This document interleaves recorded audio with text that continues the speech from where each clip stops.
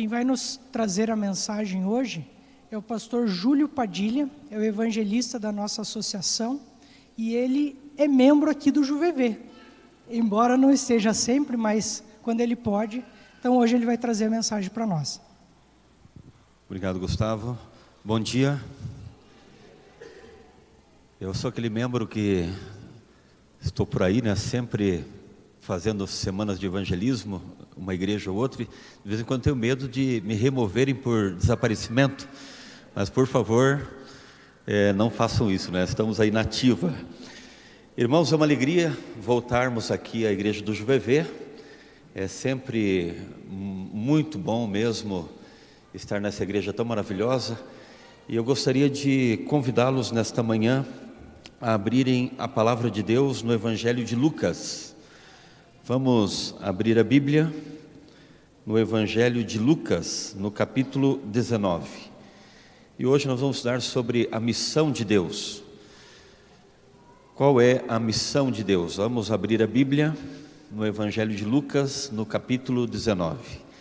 Antes de começarmos, vamos a uma breve oração para que Deus ilumine a nossa mente. Querido Deus, nosso eterno e bom Pai, santificado seja o Teu nome. Muito obrigado, Senhor, pelo privilégio de estarmos na Tua presença e neste momento, ao abrirmos a Tua palavra, que o Senhor fale ao nosso coração por intermédio dela. Tenha livre acesso à nossa mente, que possamos tomar decisões ao Teu lado e que esta mensagem contribua para a nossa salvação.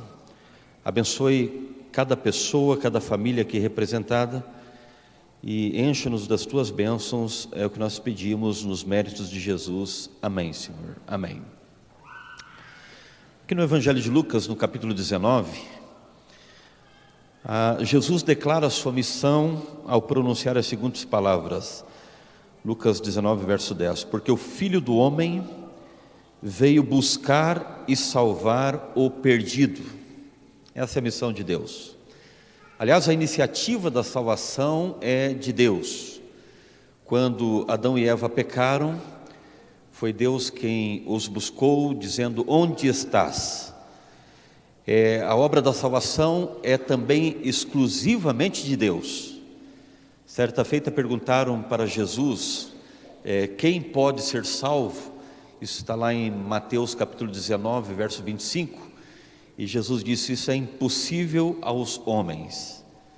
Na carta de Paulo aos Efésios, no capítulo 2, ele diz: pela graça sois salvos. Isso não vem de vós, é dom de Deus. Portanto, é uma iniciativa divina. Quando Jesus diz: porque o Filho do Homem veio buscar e salvar o perdido, aí vem uma pergunta, e é isso que eu quero explorar nesta manhã. Quem são os perdidos que Jesus veio salvar, veio buscar? Eu encontro a resposta aqui mesmo no Evangelho de Lucas, capítulo 15. Gostaria que todos abrissem a Bíblia. Você vai manusear bastante a Bíblia nesta manhã, porque eu costumo dizer que sermão é bíblico. Um evangelista muito conhecido, o pastor Henry Farabi, dizia que um sermonete produz cristonetes e sermão produz cristão, não é? E quando ele diz sermão, refere-se ao sermão bíblico, porque do contrário é um discurso. No Evangelho de Lucas, capítulo 15, nós temos aqui uma categoria de perdidos que Jesus veio buscar. Há uma seção aqui de perdidos e achados. Com certeza você já ouviu vários sermões das parábolas de Lucas 15, como as parábolas da ovelha perdida, do filho pródigo e da dracma perdida. Mas eu vou me aprofundar principalmente aqui na parábola do filho pródigo. E eu quero explorar esse grupo que Jesus veio salvar. Aqui em Lucas 15 eu consigo identificar 4 grupos de perdidos que Jesus veio salvar. É interessante que Jesus ampliou muitos conceitos, como por exemplo, quando ele pregou o sermão da montanha, o sermão das bem-aventuranças, ele ampliou o conceito da guarda dos mandamentos. Guardar os mandamentos de Deus era muito mais amplo do que os fariseus imaginavam. Da mesma forma, Jesus ampliou o conceito dos perdidos aqui no capítulo 15 de Lucas. E como eu lhes disse, eu encontro aqui 4 grupos de perdidos que Jesus veio salvar. E o primeiro grupo está aqui nos versos 1 e 2. Leiamos. Aproximavam-se de Jesus todos os publicanos e pecadores para o ouvir. Veja, irmãos, a Bíblia está falando aqui de todos os publicanos, todos os pecadores. Então nós podemos imaginar toda espécie de pecadores, viciados, homens e mulheres promíscuos, transgressores da lei de Deus. E os fariseus, a Bíblia diz aqui no verso 2 que eles não compreendiam essa obra de Jesus, de buscar e salvar o perdido. E o texto diz: e murmuravam os fariseus e os escribas, dizendo: esse recebe pecadores e come com eles. Então Jesus deixa claro aqui: eu vim buscar o perdido. E queridos, esse é o primeiro grupo de perdidos que Jesus veio salvar. Aquelas pessoas que estão vivendo em pecado, aquelas pessoas que não passaram pela experiência da salvação. E elas estão aí aos milhares. O problema é que quando nós nos referimos aos perdidos, geralmente, nós só nos remetemos a esse grupo de pessoas. Aqueles que não passaram pela experiência da salvação. Mas é justamente nas parábolas que Jesus amplia o conceito de perdidos. Há outros grupos de perdidos que os judeus, os fariseus não imaginavam. E ao Jesus contar as parábolas, ele enquadra inclusive os fariseus, os judeus, e inclusive pode nos enquadrar nesta manhã. Então vamos analisar agora as parábolas. Vou fazer uma análise rápida aqui das parábolas, porque cada parábola dessa mereceria um estudo único, mas vamos extrair a essência dessas parábolas. Vamos começar com a última, a parábola do filho pródigo, onde a Bíblia diz: continuou, certo homem tinha 2 filhos, o mais moço deles disse ao pai: pai, dá-me a parte dos bens que me cabe. E ele lhes repartiu os haveres. Passado não muitos dias, o filho mais moço, ajuntando tudo que era seu, partiu para uma terra distante e lá dissipou todos os seus bens, vivendo dissolutamente. Depois de ter consumido tudo, sobreveio àquele país uma grande fome e ele começou a passar necessidade. Então ele foi e se agregou a um dos cidadãos daquela terra, e este o mandou para os seus campos a guardar porcos. Ali desejava ele fartar-se das alfarrobas que os porcos comiam, mas ninguém lhe dava nada. Então caiu em si e disse: quantos trabalhadores de meu pai têm pão com fartura, e eu aqui morro de fome? Levantar-me-ei e irei ter com meu pai. Vamos parar por aqui. Então a parábola diz que um pai tinha quantos filhos? 2. O mais moço se aproximou do pai e disse: pai, eu quero ter uma experiência fora de casa.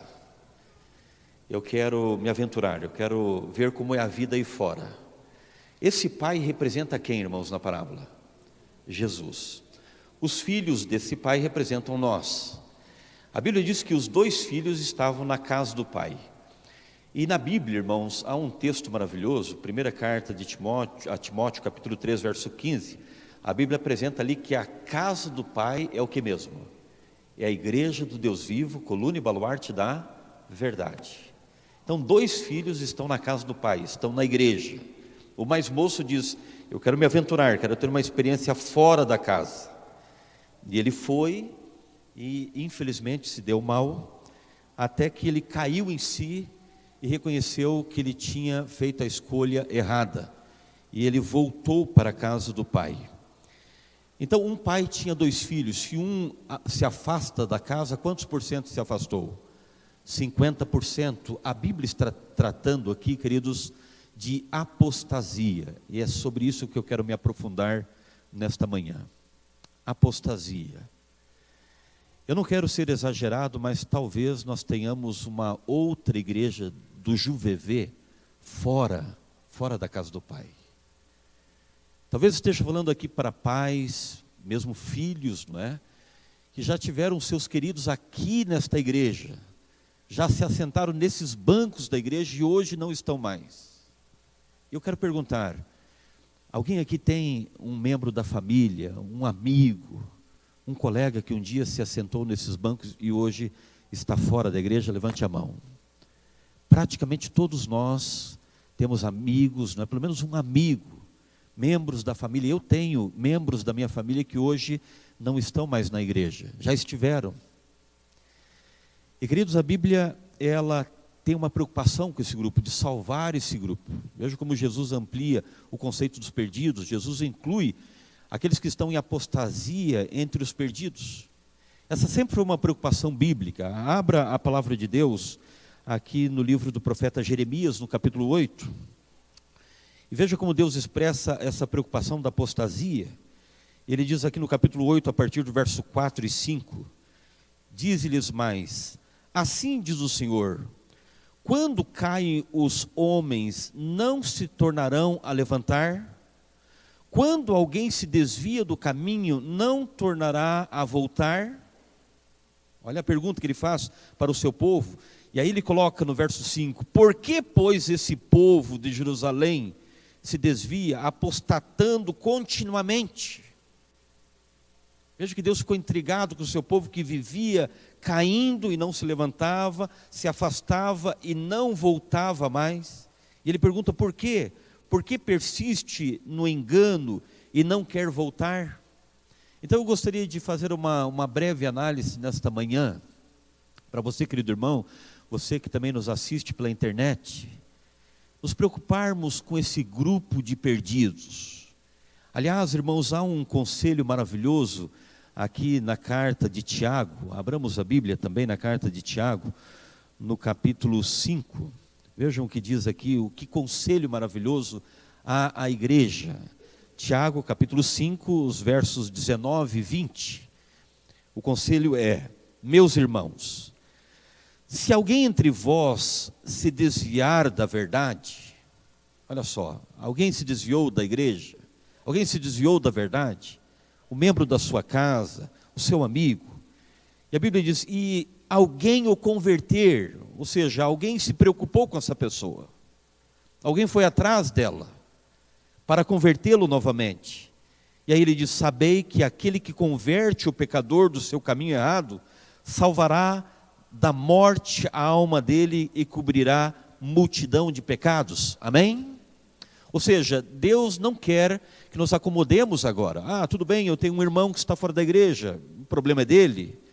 Ah, eu tenho realmente, pastor, alguns membros da minha classe da escola sabatina frequentavam e hoje estão desaparecidos. Por isso que eu brinquei aqui, não é? Não me removo o meu nome, porque apesar de ser membro dessa igreja, estamos na ativa. Mas, queridos, nós temos que ir atrás dessas pessoas, não podemos nos contentar. Eu gostaria de apresentar para vocês alguns textos, onde a Bíblia apresenta a gravidade da apostasia. Para nós compreendermos o que é apostasia, é necessário primeiro termos uma compreensão do que significa salvação. E para isso vamos abrir a Bíblia na carta de Paulo aos Efésios, no capítulo 2. Aqui em Efésios capítulo 2, há um capítulo, esse capítulo é maravilhoso, porque Paulo faz um resumo do que é salvação. Ele explica, ele faz uma comparação do que é uma pessoa perdida ser salva. E ele diz assim, ó, capítulo 2, a partir do primeiro verso. Ele vos deu vida, estando vós mortos nos vossos delitos e pecados. Portanto, qual é a condição de um homem que não passou pela experiência da salvação? Como ele está? Como Paulo compara? Com a morte. Um homem que não passou pela experiência da salvação, ele está morto. De repente algum amigo pode estar aqui dizendo, pastor, eu não passei pela tal experiência da salvação e eu estou vivo, não está vendo? Eu aqui, ó, eu respiro, eu me locomovo, eu trabalho, mas eu não estou falando dessa vida efêmera e passageira. Jesus diz, eu vim para que tenham vida e a tenham em abundância. A Bíblia está falando de vida eterna. E ele diz que salvação é isso, quando nós estávamos mortos nos nossos delitos e pecados, ele nos deu vida. E Paulo inclusive se inclui, ele diz assim no verso 2, nos quais andastes outrora segundo o curso desse mundo, segundo o príncipe da potestade do ar, do Espírito e que agora atua nos filhos da desobediência, entre os quais todos nós andávamos, outrora segundo as inclinações da carne, fazendo a vontade da carne e dos pensamentos, e éramos por natureza filhos da ira, como também os demais. E agora ele começa a falar de salvação de novo, dizendo: mas Deus, sendo rico em misericórdia, por causa do grande amor com que nos amou, e estando nós mortos nos nossos delitos, nos deu vida juntamente com Cristo. Pela graça sois salvos. Amém? Então veja que o apóstolo diz: quando nós estávamos mortos nos nossos pecados, quando nós éramos filhos da ira, graças à misericórdia de Deus, Ele nos deu vida. E queridos, há uma cerimônia na Bíblia que revela o exato momento do plano da salvação, no processo da salvação, em que nós somos tirados da morte e levados para a vida. Que cerimônia é essa? Quem sabe me dizer? É o batismo. Vamos conferir isso em Colossenses, na carta de Paulo aos Colossenses, capítulo 2 e o verso 12. Isso é bem claro. Aqui a Bíblia fala de uma ressurreição, do momento que fomos tirados da morte, levados à vida eterna. Capítulo 2, verso 12. Colossenses capítulo 2, verso 12 diz: tendo sido sepultados juntamente com Ele no batismo, no qual igualmente fostes ressuscitados, mediante a fé no poder de Deus que o ressuscitou dentre os mortos. Amém? Isto é salvação. Nós estávamos mortos, tivemos um encontro com Cristo, entendemos bem o processo da salvação, e no momento em que nós passamos a crer e nos entregamos a Jesus e fomos batizados, Ele nos ressuscitou dentre os mortos. Louvado seja Deus por isso. Agora, irmãos, olha aqui nos meus olhos. Nesse momento, Deus tem uma preocupação, não é? Porque o diabo, ele continua realizando a sua obra. Ele nunca se alegrou com a nossa salvação. Ele tem um propósito, nos afastar de Deus. E é exatamente essa preocupação da Bíblia, não entrarmos em apostasia. E o que significa apostasia? Apostasia é justamente o processo inverso à salvação. Se salvação foi o momento que Deus nos livrou da morte, nos levou para a vida, acompanhe aqui na palavra de Deus, no livro de Ezequiel. Abramos a Bíblia no livro do profeta Ezequiel. Livro do profeta Ezequiel, no capítulo 18 e o verso 26. Veja esse processo inverso. A Bíblia está falando aqui de desvio da justiça, desvio da verdade, é o processo inverso. Há um texto que me foge agora da memória, onde o profeta Jeremias diz que os anjos de Deus não compreendem esse processo. Como é possível uma pessoa que foi salva, que estava morta nos seus pecados, escolhe agora de livre e espontânea vontade a morte? E então o profeta diz, capítulo 18, 26, desviando-se o justo da sua justiça e cometendo iniquidade, morrerá por causa dela. Na iniquidade que cometeu, morrerá. Ou seja, aquele que se desvia da justiça e volta a cometer o pecado, morrerá, volta ao estado anterior. E eu quero ler agora para vocês, queridos, 2 versos solenes, duros de serem lidos, onde a Bíblia esclarece esse processo terrível. Por que é tão grave a apostasia? Por que Jesus incluiu ali a parábola do filho pródigo, nesse grupo de perdidos? E por que ele tem tanta preocupação com essas pessoas? O primeiro texto está na segunda carta de Pedro. Abramos a Bíblia. Vejam que texto duro de ser lido. Mas esse texto realmente elucida o perigo da apostasia. Segunda carta de Pedro, capítulo 2, a partir do verso 20, do verso 20 a 22. E aí Pedro explica: portanto, se depois de terem escapado das contaminações do mundo, veja, aqui está falando de uma pessoa que foi salva, escapou das contaminações do mundo mediante o conhecimento do Senhor e Salvador Jesus Cristo, se deixou enredar de novo e são vencidos, tornou-se o seu último estado pior do que o primeiro. Olhe nos meus olhos de novo. Percebe aqui as palavras de Pedro?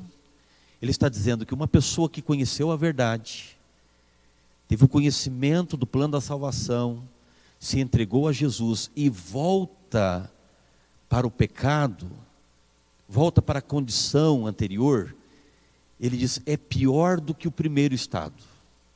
E ele explica aqui a razão, por que é perigoso. Ele diz então no verso 21, pois melhor lhe fora que nunca tivesse conhecido o caminho da justiça, do que após conhecê-lo volverem para trás, apartando-se do santo mandamento que lhe fora dado.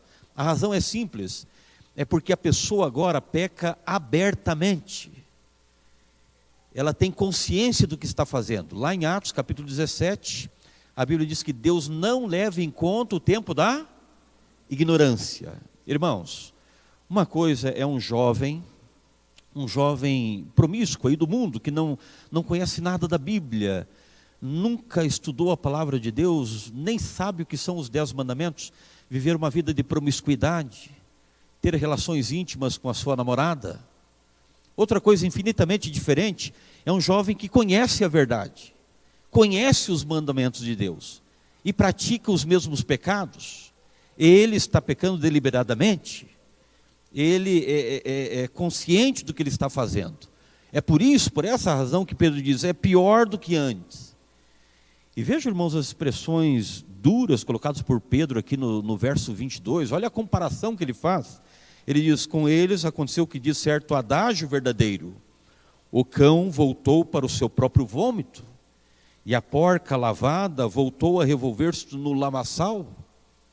Não é uma triste comparação? Essa é a primeira razão. É por isso que é grave o estado de apostasia.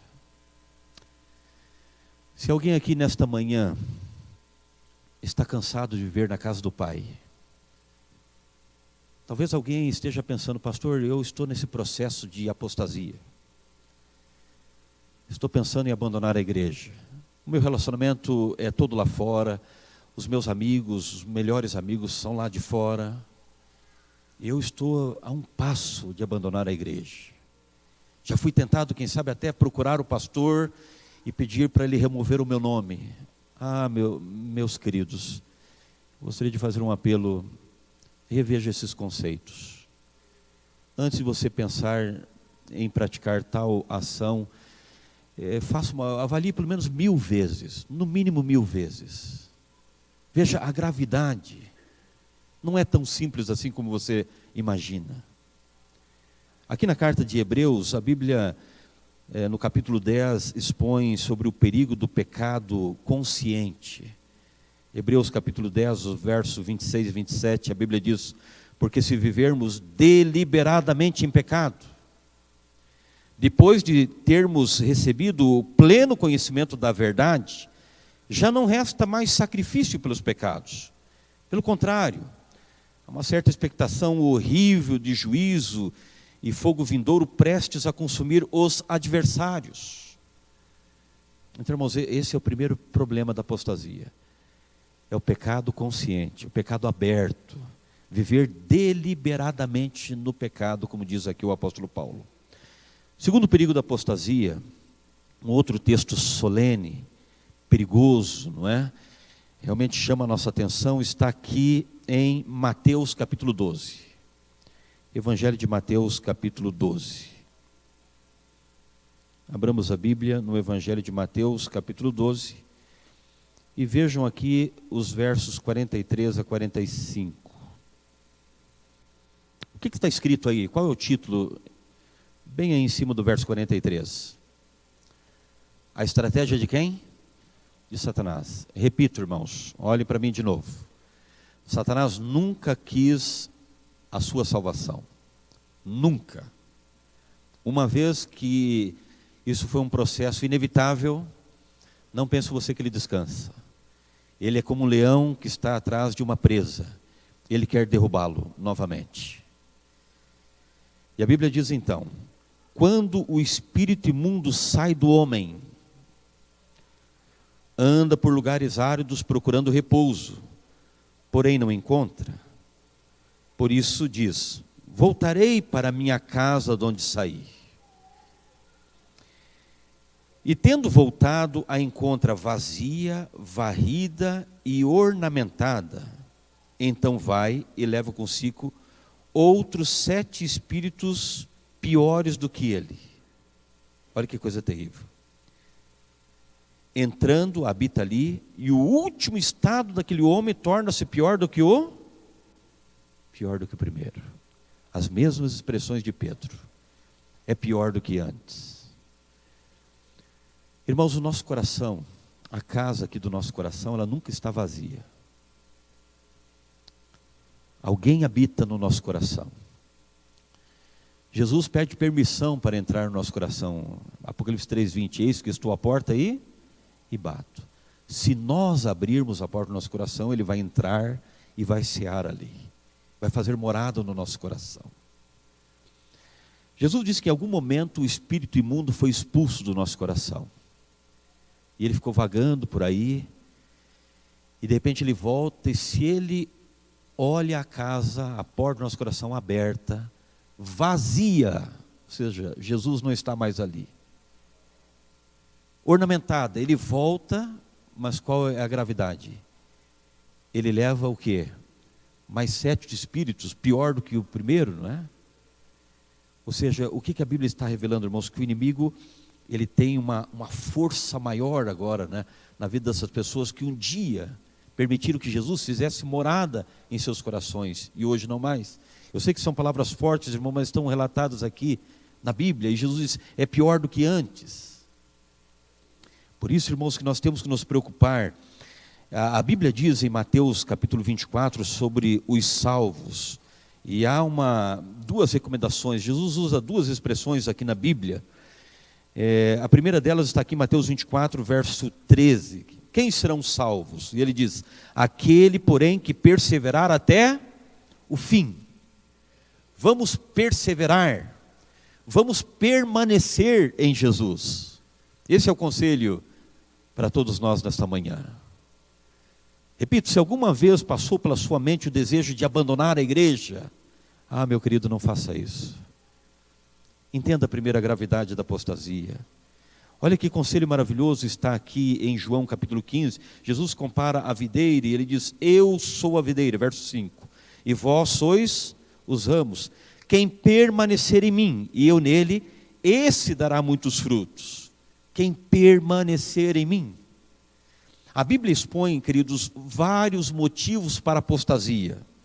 Por exemplo, nós temos aqui na carta de Paulo a Timóteo, na segunda carta de Paulo a Timóteo, capítulo 4, ele coloca um exemplo de Demas. Olha o que Paulo fala sobre Demas. Porque Demas, tendo amado o presente século, me abandonou e foi para Tessalônica. Por que alguns se apostatam? Porque amam o mundo, amam o presente século. Ele fala mais alto em seu coração. Na parábola do semeador, ali a Bíblia apresenta vários casos de apostasia. Olha a explicação que Jesus dá desta parábola, desses casos de apostasia, motivos que Jesus coloca aqui para a apostasia. E isso nós encontramos em Mateus capítulo 13, abramos a Bíblia, no capítulo 13, a partir do verso 19. A todos os que ouvem a palavra do reino e não a compreendem, vem o maligno e o arrebata o que lhe foi semeado no coração. Este é o que foi semeado à beira do caminho. O que foi semeado em solo rochoso, esse é o que ouve a palavra e recebe logo com alegria, mas não tem raiz em si mesmo, sendo antes de pouca duração. Ele, chegando à angústia ou à perseguição por causa da palavra, logo se escandaliza. Você conhece pessoas assim? Passaram pela experiência da salvação, mas logo vieram as provações. Pastor, foi muito difícil me manter na igreja. Logo os meus amigos começaram a fazer piada, porque agora eu sou um cristão. Começaram as provações. Só que Jesus diz, irmãos, quem for fiel até a morte, dar-te-ei a coroa da vida. Quem perseverar até o fim. O verso 22, Jesus continua, o que foi semeado entre os espinhos é o que ouve a palavra, porém os cuidados do mundo e a fascinação da riqueza sufocam a palavra e fica infrutífera. Várias razões para a apostasia. Ah, pastor, é por causa da perseguição, não é? Por causa das provações. Veja o conselho que Tiago dá aqui no capítulo 1. Na carta de Tiago, no capítulo 1, ele dá um conselho para todos nós que passamos por provações. Ele diz o seguinte, quer ser perseverante? Aqui está o segredo para a perseverança. Versos 2 a 4. Meus irmãos, tende por motivo de toda alegria o passardes por várias provações. Estão fazendo chacota de você lá na faculdade, lá no trabalho? Louve a Deus por isso. Sinta-se privilegiado, sabendo que a provação da vossa fé, uma vez confirmada, produz o quê? Perseverança. Quem perseverar até o fim. Como que a gente adquire perseverança? É vencendo as provações. Ora, a perseverança deve ter ação completa, para que sejais perfeitos e íntegros e em nada deficientes. Amém? Deus seja louvado, irmãos. Vamos ficar firmes até o fim. Apocalipse, capítulo 12, o que diz a Bíblia? Aliás, capítulo 14, verso 12, ali fala do remanescente, não é? Daqueles que proclamam as 3 mensagens angélicas, e o que diz? Aqui está a perseverança, veja, permanência e perseverança dos santos. Quem são eles? Os que guardam os mandamentos de Deus e têm a fé em Jesus. Jesus comparou a videira, ele diz, quem permanecer em mim e eu nele, esse dará frutos. Ele diz, aquele que não permanece em mim, o que Jesus faz? Ele diz que esse é cortado, e um galho cortado, irmãos, se torna um galho seco. E um galho seco só serve para quê?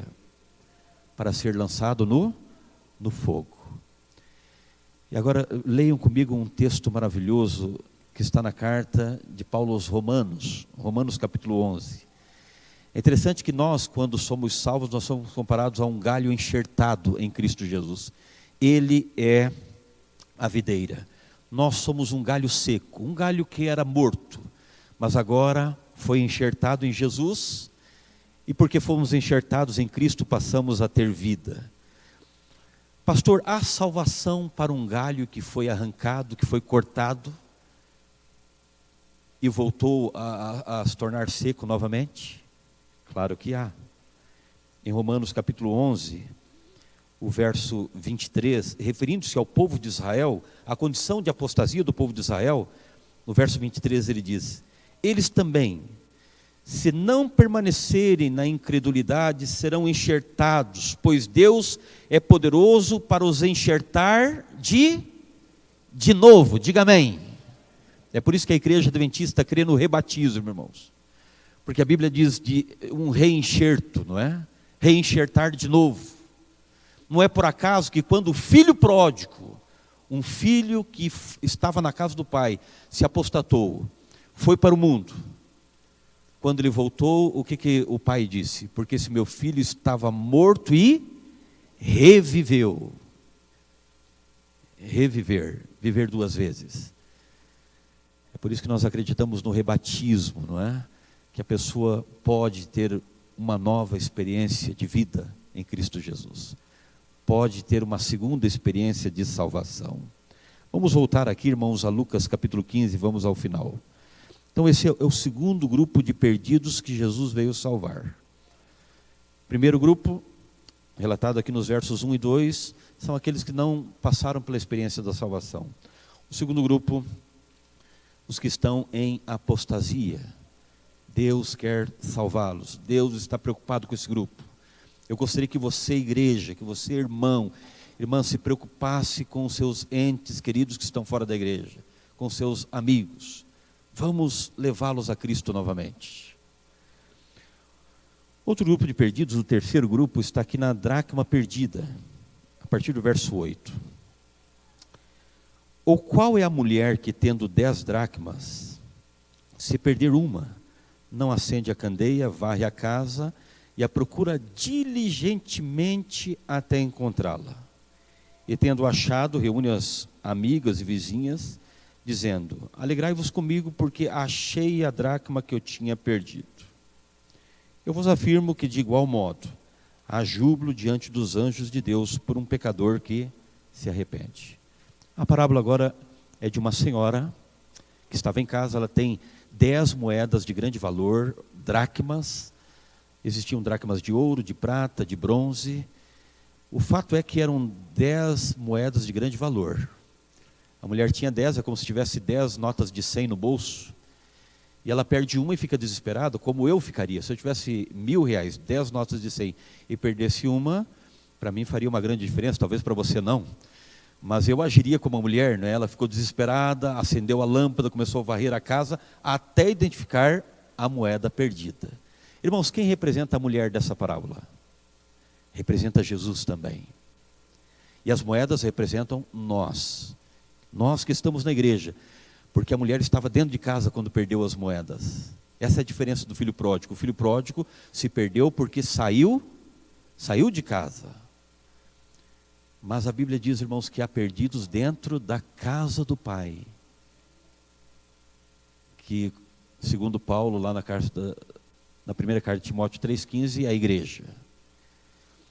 Há pessoas perdidas dentro da igreja. E agora eu pergunto, irmãos, o filho pródigo sabia que estava perdido, sim ou não? Sabia? A Bíblia diz, caído em si, não é? Ele pensou, olha, quantos trabalhadores do meu pai vivem lá com fartura e eu estou aqui, morrendo. Vou voltar à casa do meu pai. Agora uma moeda sabe que está perdida? Claro que não, é um ser inanimado. Irmãos, há muitas pessoas assim, estão perdidos dentro da igreja e nem sabem. Para mim esse é um dos piores grupos de perdidos. E há exemplo, pastor, de pessoas perdidas dentro da igreja sem estar ciente disso? Quer ver um exemplo? Abra sua Bíblia em Marcos 10. Um exemplo clássico de um homem perdido dentro da igreja. Nós temos aqui a história do jovem rico. Uma história muito conhecida. Ele faz uma pergunta, né? No finalzinho do verso 17 ele diz: bom mestre, que farei para herdar a vida eterna? Lá em Mateus 19 ele diz: que farei de bom para herdar a vida eterna? E Jesus sabia onde o jovem queria chegar. Ele imaginava que estava salvo, porque ele estava envolto em um formalismo religioso. Ele imaginava que estava salvo porque guardava os mandamentos de Deus. E Jesus partiu do princípio, não é? Do que ele imaginava ser salvação. E ele diz: guarde os mandamentos. E aí ele diz, no verso 20: mestre, tudo isso tenho observado desde a minha juventude. Eu costumo brincar, irmãos, que o jovem rico é o genro que toda sogra gostaria de ter, não é? Por quê? Não é só porque ele é rico, não. Porque ele era um jovem exemplar, era um judeu. O judeu guarda os mandamentos, irmãos. Ele diz ali: eu guardo desde a minha meninice. Eu nasci guardando os mandamentos de Deus. Guardava o sábado. A sogra poderia ficar tranquila porque ele nunca iria trair a sua filha, não é? Ele guardava todos os mandamentos, não adulterava. Ele devolvia o dízimo? Devolvia. Um judeu devolve até 1/3 da sua renda, né? 33% do que ganha. Agora, esse jovem estava salvo ou perdido? Salvo ou perdido? Mas por que ele estava perdido? Ele não guardava os mandamentos? Ele não frequentava a sinagoga? Irmãos, tem muita gente que acha que está salvo por causa desse formalismo religioso. Pastor, eu não trabalho no sábado, devolvo meu dízimo, eu tenho até função na igreja, estou salvo. Mas ele pode estar salvo nesse formalismo religioso. Ele não tinha, irmãos, o que traz salvação. O que faltava para ele? Ele não tinha Jesus. E o que atrapalhava ele de ir a Jesus era a sua riqueza. Ele diz: olha, acaba com essa riqueza, ele está atrapalhando de você ter um encontro comigo. A salvação está única e exclusivamente em quem, irmãos? Em Jesus.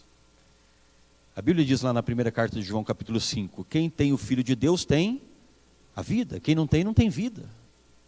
Não há salvação em nenhum outro nome. Ele guardava o sábado, guardava os mandamentos, né? Dava dízimo, frequentava a igreja, tinha funções na igreja, mas ele não fazia o principal, não seguia Jesus. E aí Jesus deu a recomendação: vende tudo que tem e segue-me. Você não me segue. Irmãos, será que nós também não estamos iludidos com a salvação? Achamos que estamos salvos por causa do nosso formalismo, mas nós seguimos Jesus, temos intimidade com Jesus. Nos relacionamos com Ele através do estudo da Bíblia, da lição, de uma vida de oração. Sem esse relacionamento, sem essa intimidade, não há salvação, não há formalismo que nos salve.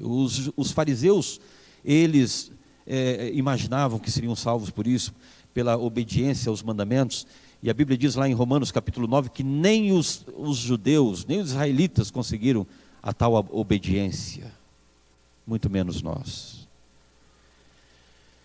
E finalmente, irmãos, o último grupo de perdidos, para nós encerrarmos, vamos voltar a Lucas 15. Evangelho de Lucas no capítulo 15. É a parábola da ovelha perdida. Verso 4. Qual dentre vós é o homem que, possuindo 100 ovelhas, e perdendo uma delas, não deixa no deserto as 99, e vai em busca da que se perdeu até encontrá-la? E achando-a, põe-na sobre os ombros, cheio de júbilo. E indo para casa, reúne os amigos e vizinhos, dizendo-lhes: alegrai-vos comigo, porque já achei a minha ovelha perdida. Digo-vos que assim haverá maior júbilo no céu por um pecador que se arrepende, do que por 99 justos que não necessitam de arrependimento. Agora a figura mudou aqui, é um pastor do Oriente, tem quantas ovelhas? 100. Mas ele chega no aprisco e sente falta de uma ovelha, a ovelha perdida. Ele deveria conhecer muito bem as suas ovelhas, tanto é que ele sentiu falta de uma, não é? No meio das 99. E ele então vai em busca da ovelha perdida. O que é o aprisco de Jesus, irmãos? Primeiro, quem é o pastor? É Jesus. Ele tinha 99 no aprisco. Lá em João 10, Jesus diz: eu tenho ainda tenho outras ovelhas que não estão no meu aprisco. O que significa o aprisco de Jesus? A igreja. Essa ovelha se perdeu porque saiu do aprisco. Pastor, então está repetindo o caso do filho pródigo? É apostasia de novo. É apostasia de novo. Agora, qual a diferença do filho pródigo e da ovelha perdida? O filho pródigo sabia que estava perdido? Sim ou não? Sabia. A moeda sabia que estava perdida? Não. E uma ovelha sabe que está perdida? Sabe. Ela sente os perigos do deserto. Ela muitas vezes ouve, não é? Os lobos se aproximando. Mas qual a diferença então? A diferença é que o filho pródigo sabe o caminho de volta. Ele chega um momento que ele diz: me arrependo do que fiz, errei, olha onde fui parar com essa decisão errada, vou voltar para a igreja. Ele vem e volta. A ovelha não, ela sabe que está perdida, ela não tem senso de direção, ela não consegue voltar. Muitas vezes a ovelha está ferida, e tudo indica que a ovelha estava ferida, porque o que o pastor fez? Lançou ela nos ombros e trouxe de volta. Há muitas pessoas assim, queridos, que estão perdidos, sabem que estão, mas não conseguem mais voltar. Esse é o perigo da apostasia. Tem muita gente que diz: pastor, eu vou dar um tempo na igreja, mas só um tempo. É o período da minha faculdade, são 4 anos lá, não dá para guardar sábado, esses 4 anos eu vou ficar fora da igreja, mas depois eu volto. Alguns conseguem, outros não conseguem mais. Não encontram forças para voltar. Conhece pessoas assim? Já se deparou com pessoas que disseram: olha, eu tenho vontade de voltar, mas eu não consigo mais. Fui muito longe nos meus pecados. Hoje eu estou preso nos meus vícios, não consigo mais. Irmãos, há pessoas assim. Eu era pastor em Joinville, e um dia a irmã Cleusa me procurou. E ela disse: pastor, visita o meu filho. ele está abandonando a igreja, ele não quer mais saber da igreja. Procura ele, pastor, faz uma visita para ele. Eu fui lá visitar aquele rapaz. Encontrei um rapaz frio e calculista. Esse rapaz olhou para mim e disse: ah, pastor, o senhor está aqui por causa da minha mãe, não é? Ela fica insistindo de eu voltar para a igreja. Eu já disse para ela que eu não tenho interesse nenhum de voltar para a igreja. Pastor, eu não gosto da igreja. Não gosto dos jovens da igreja. Olha, ele colocou tanto defeito na juventude da igreja que eu fiquei pensando, como que pode? Ele está errado, não é isso. Eu conheço a juventude da minha igreja. Mas ele insistia, não é? Ela insistia: não, pastor, os meus verdadeiros amigos, bons amigos que eu tenho, são todos fora da igreja. E a coitada da mãe é que sofre, não é? Ele diz: pastor, ele nem me deixou falar, ele diz: pastor, mas aproveitando que o senhor veio aqui, faz uma coisa, reúne a comissão e risca o meu nome do livro da igreja. Irmãos, esse é um equívoco. É um equívoco de muitos. Ah, pastor, eu vou sair da igreja, mas não vou me afastar de Jesus. A Bíblia diz, irmãos, que Deus deu as chaves para essa igreja. Ele diz para Pedro: sobre esta pedra fundarei a minha igreja, as portas do inferno não prevalecerão contra ela. Tudo que nós ligarmos aqui na terra será ligado lá no céu. O que desligarmos na terra terá sido desligado no céu. Deus, lá no livro do Êxodo, a Bíblia diz que os nossos pecados riscam o nosso nome do livro do céu. Não é simplesmente tirar férias da igreja. Pode ser que o nosso nome também seja desligado lá no céu. Mas ele não tinha esse conceito, nessa preocupação. E eu lembro que depois a irmã Cleusa me procurou novamente, chorando, nos fundos da igreja: pastor, eu descobri, o meu filho agora é um usuário de cocaína. E aí eu fiquei pensando: poxa, mas os jovens, os amigos dele aí fora não eram os melhores jovens do mundo? Conduziram ele para o vício da cocaína. E um dia, irmãos, uma madrugada, a irmã Cleusa me ligou desesperada: pastor, meu filho está entre a vida e a morte. E ele se tornou um traficante, eu não sabia, mas ele era um traficante, estava numa festa, e ali havia um outro traficante, eles começaram a brigar por causa de território de venda de drogas, e o rapaz puxou a arma e deu alguns tiros nele. Ele está entre a vida e a morte, por favor, visite o meu filho. E lá no hospital, irmãos, ele ainda estava consciente. Eu fiz um apelo para aquele jovem: você precisa abandonar o mundo, volte para a igreja, olha o sofrimento da sua família. E ele repetia várias vezes: pastor, eu não sei se eu consigo voltar. Esse rapaz morreu pronunciando essas palavras: eu não sei se eu dou conta, pastor, eu acho que eu não consigo mais. Quem sou eu para julgar se esse jovem morreu salvo ou perdido? Mas, irmãos, não podemos brincar com a apostasia. Esse é o recado de Deus para nós, para essa igreja. Deus tem uma preocupação, teve essa preocupação com Israel. O que acontece com Israel que cai e não levanta? O que acontece com Israel que se afasta e não volta? Por que continuamente eles ficam caindo e levantando, se afastando e dificilmente voltam? Meus queridos, vamos fazer parte do remanescente. Aquele que perseverar até o fim será salvo. O que eu acho lindo, irmãos, em Lucas 15, é que Deus pode salvar todos os perdidos. Amém? Todos. Os primeiros versos apresentam ali os pecadores aos pés de Jesus sendo salvos. O filho pródigo volta para casa. A moeda foi encontrada. E até a ovelha, irmãos, aquela que tem dificuldade de voltar, ela foi encontrada pelo pastor. Aliás, se você se sente uma ovelha perdida: pastor, eu tenho vontade de voltar e não consigo. Sabe qual era a salvação para a ovelha? Ela berrava. Muitas vezes ela estava entre os espinhos, caída num precipício. Ela berrava, o pastor ouvia, ia lá, tirava a ovelha machucada, colocava nas costas, nos ombros e trazia de volta. Se você não tem forças, Deus vai carregar você nas costas. Ele vai trazê-lo de volta. Amém? Queridos, depois de analisarmos Lucas 15, eu pergunto: você se enquadra em um desses perdidos? Talvez nós, adventistas, nos enquadramos na dracma perdida, né? Pastor, eu estou fazendo parte desse grupo, desse formalismo religioso. Eu sou uma coisa aqui na igreja, tenho meu cargo aqui na igreja, trago minha Bíblia, devolvo meu dízimo, mas lá, pastor, lá fora eu sou outra pessoa, ou eu não tenho muita comunhão com Jesus, eu não faço meu culto, do jeito que eu levanto, eu vou para o trabalho, volto, não oro. Eu estou falando nessa manhã para alguém que já foi da igreja, está fora. Deus te trouxe aqui para trazê-lo de volta. Deus está te convidando, volte para casa, meu filho.